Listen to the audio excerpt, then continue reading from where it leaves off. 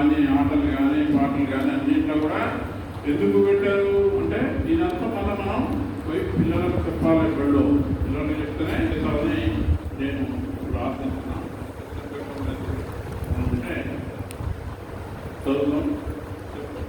కొంతమంది ప్రశ్నలు రాయాలంటే సూచనలు ఇచ్చారు. కొన్ని చాటవార్తలు ఉన్నాయి.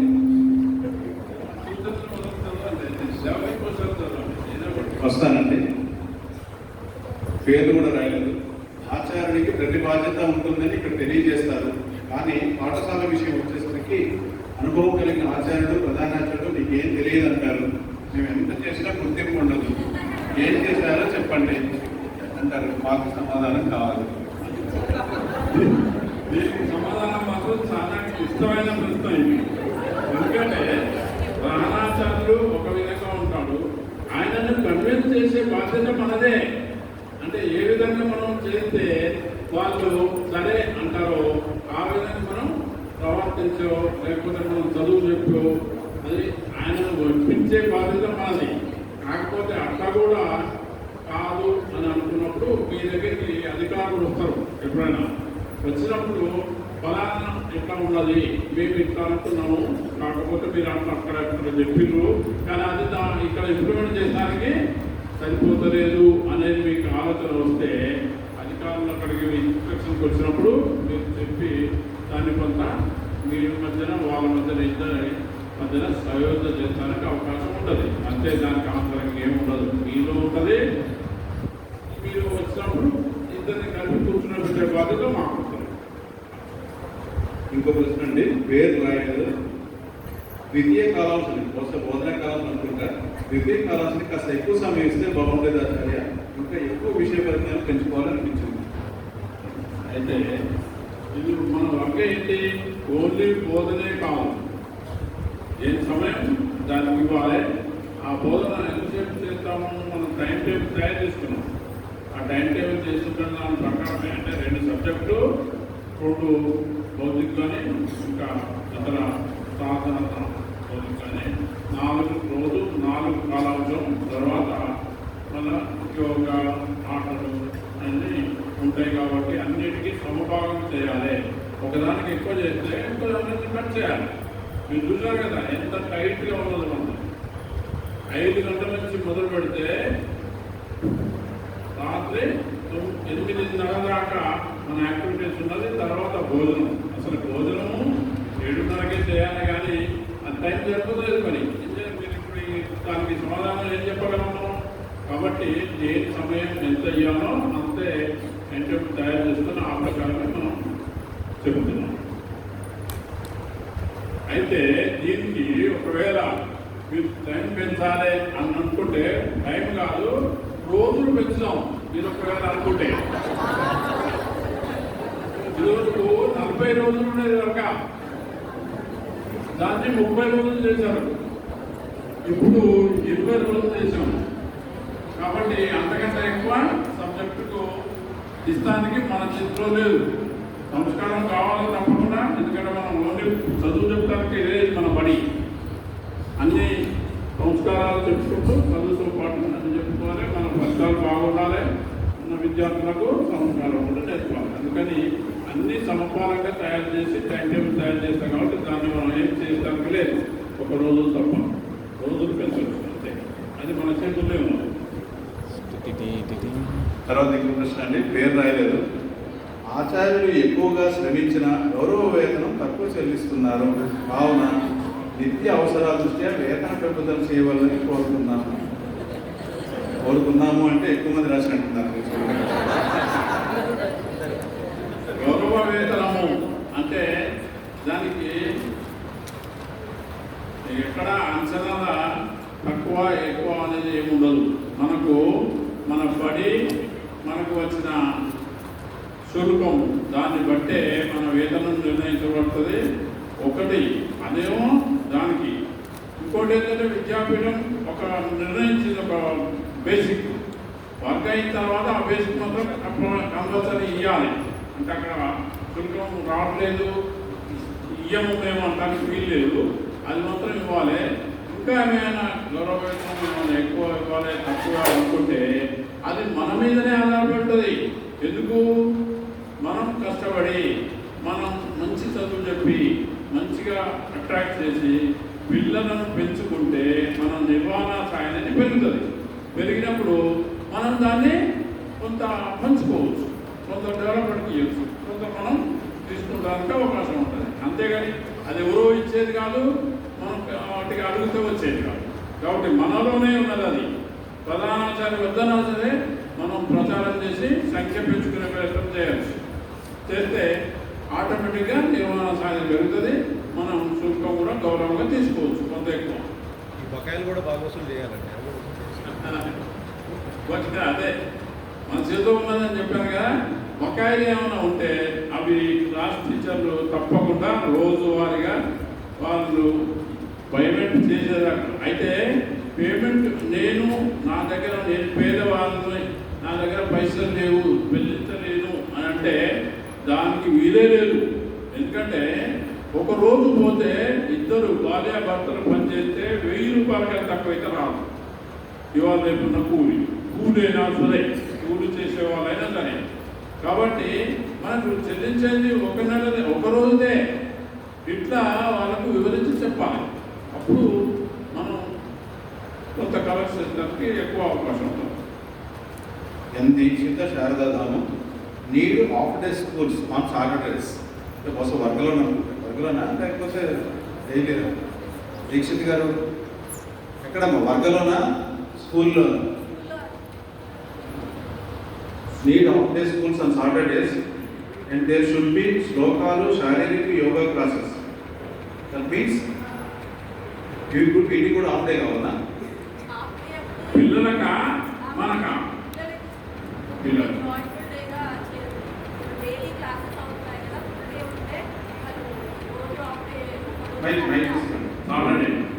ఆల్రెడీ అవుతాయి పిల్లలు. మనకు మాత్రం ఫుల్లే తీసుకోవాలి. ఎందుకంటే మనకు చాలా పని ఉంటుంది వేరే. వాళ్ళకు ఒకవేళ ఇచ్చిన మన పని మనకే ఉంటుంది.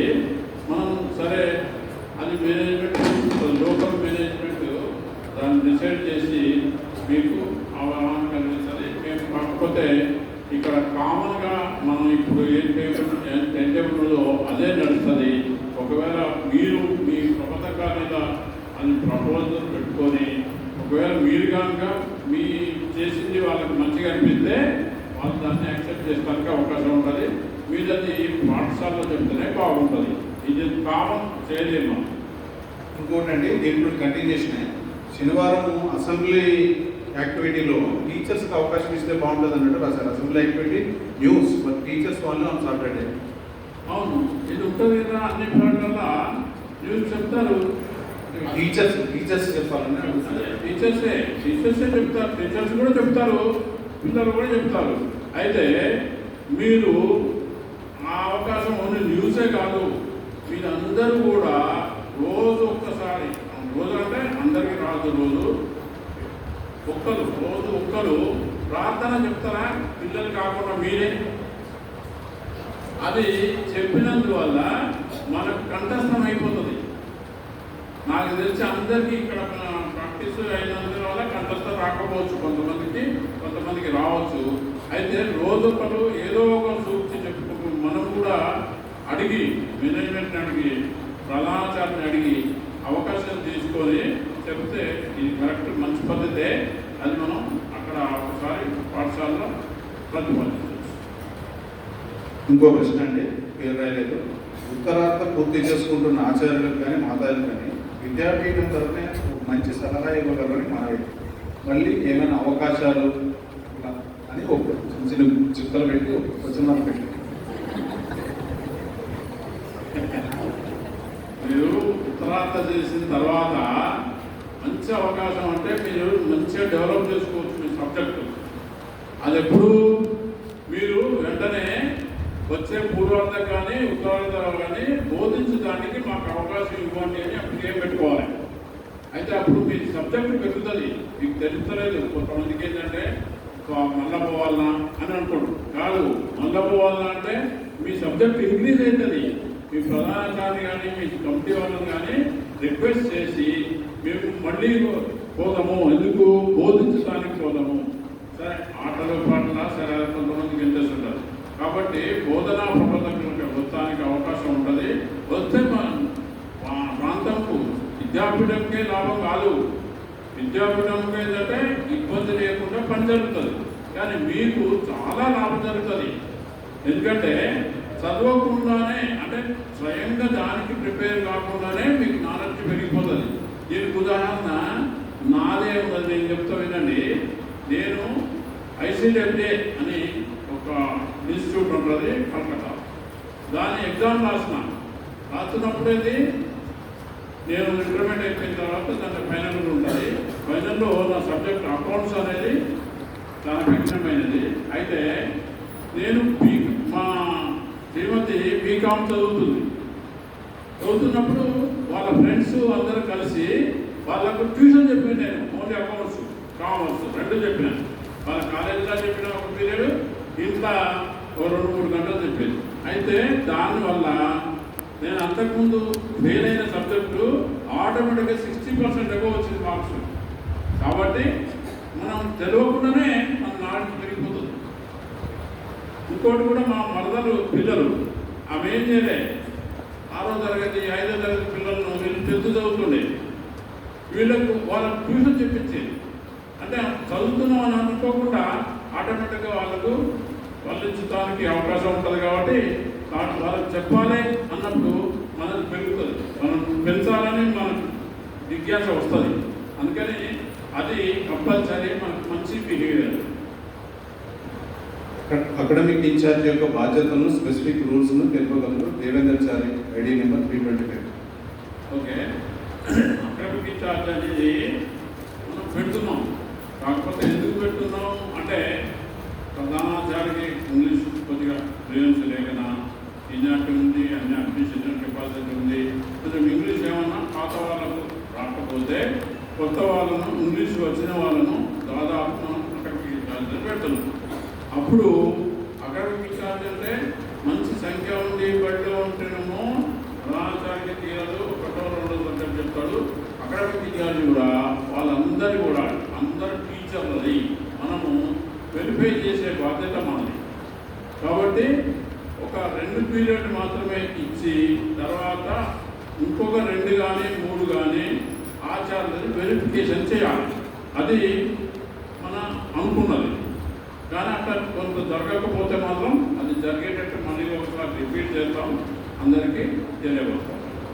వీళ్ళు చిన్న లెటర్ లాగా రాశారంటే ఒక నిమిషంలో పూర్తవుతుంది.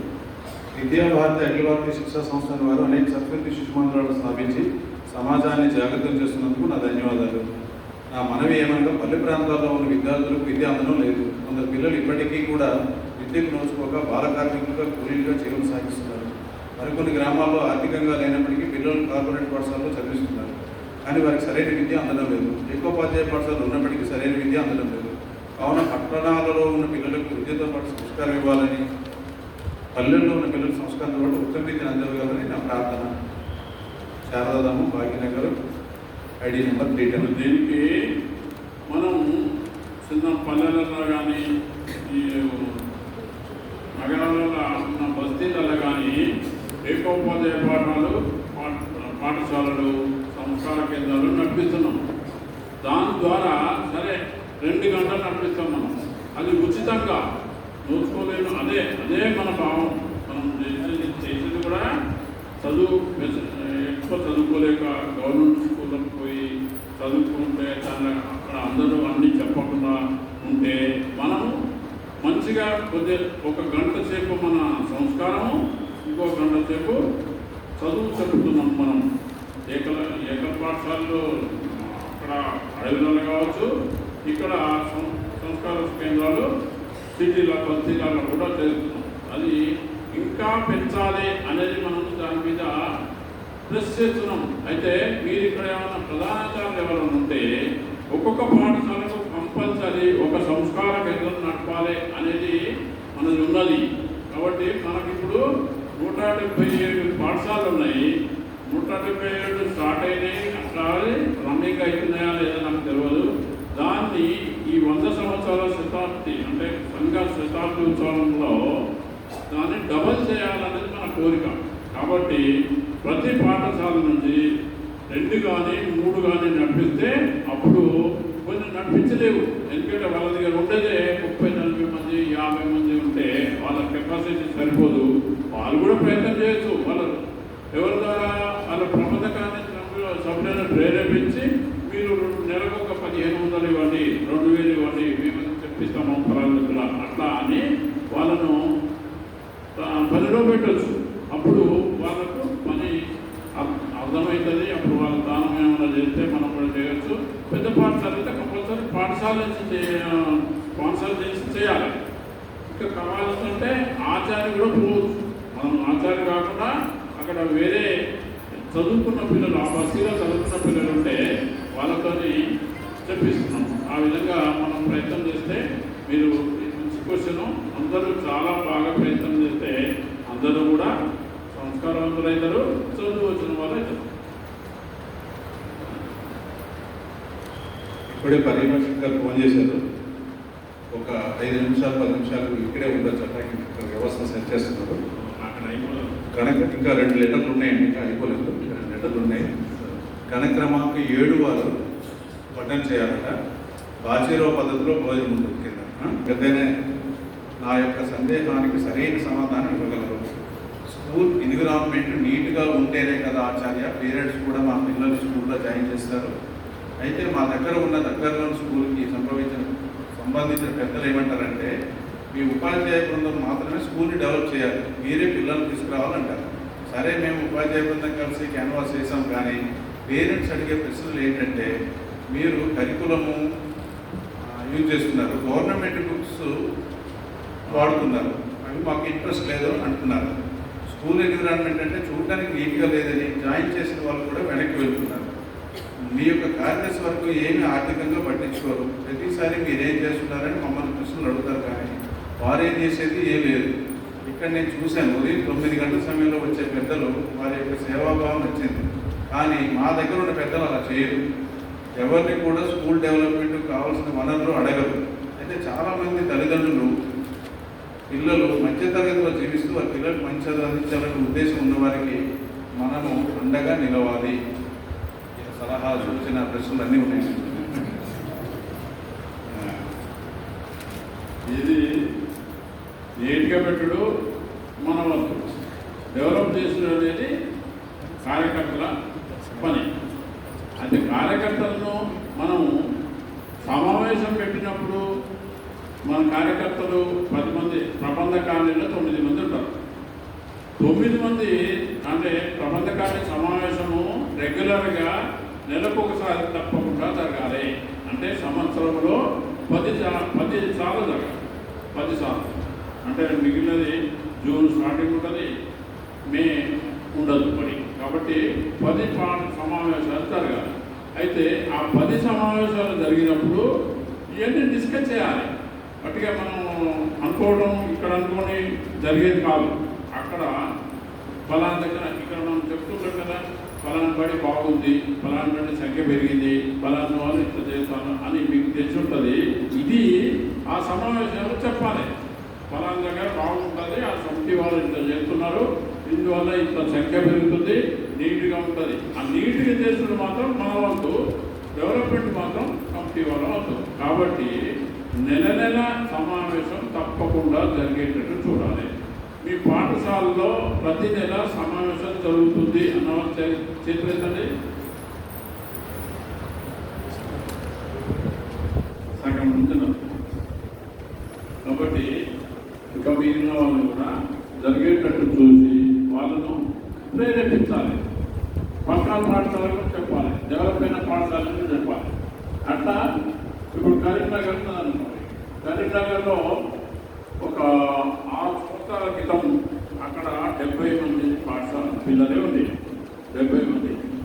తర్వాత వాళ్ళు ఏదో ఒకటి చిన్నగా చేసుకుంటూ ఇప్పుడు వాళ్ళ సంఖ్య 751. కాబట్టి అందరూ కలిసి అందరూ ప్రయత్నం చేస్తేనే అది అవుతుంది. కాబట్టి ఆ ప్రధానాచారి తప్పకుండా నెలకోసారి సమావేశం పెట్టాం.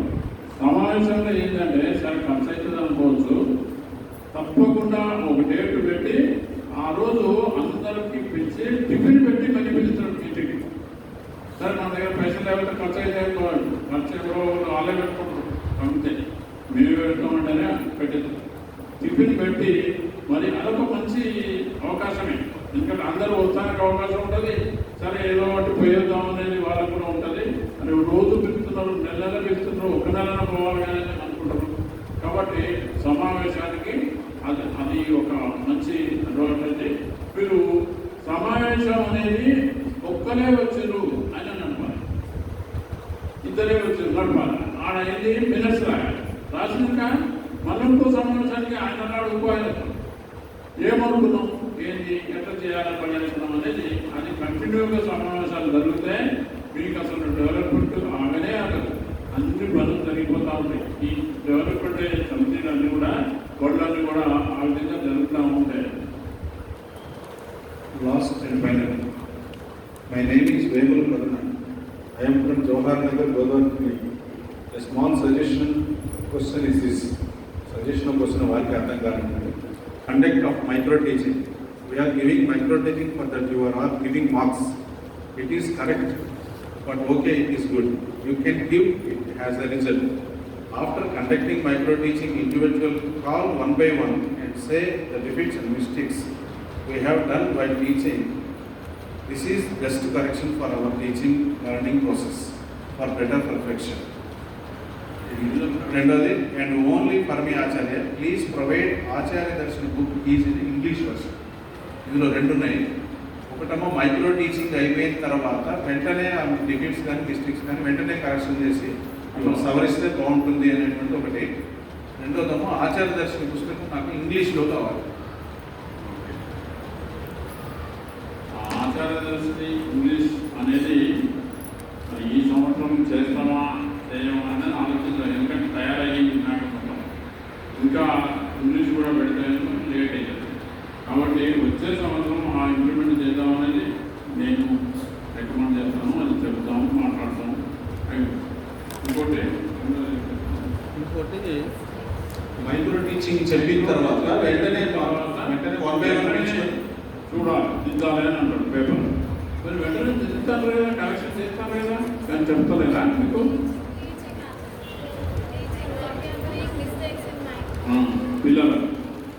పిల్లలకు చెప్తారో చెప్పు.